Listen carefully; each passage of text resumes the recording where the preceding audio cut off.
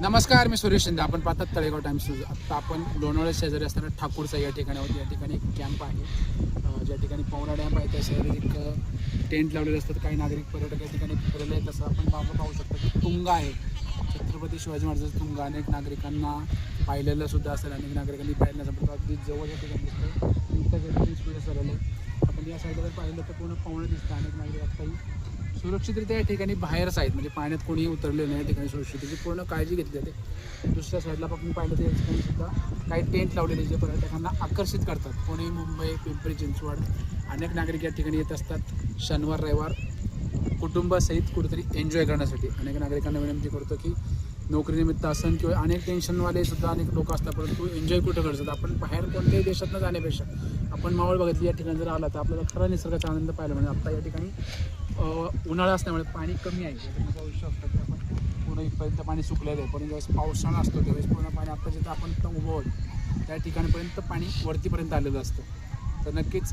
मी Talegaon times news अनेक नागरिकांना विनंती करेन की या ठिकाणी नक्कीच एकदा भेट द्यावी.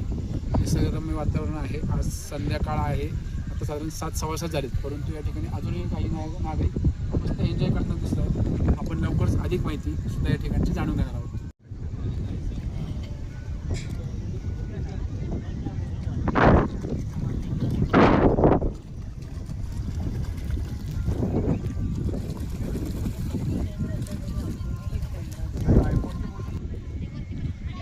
आज आहे 30 मे 2026. सायंकाळची जी वेळ आहे ती या ठिकाणी आपल्यासमोर तुंगा आहे. आपण ठाकूरसाई या ठिकाणी आहोत. या ठिकाणी नुकताच सूर्यास्त होऊन चंद्रोदय देखील झालेला आहे.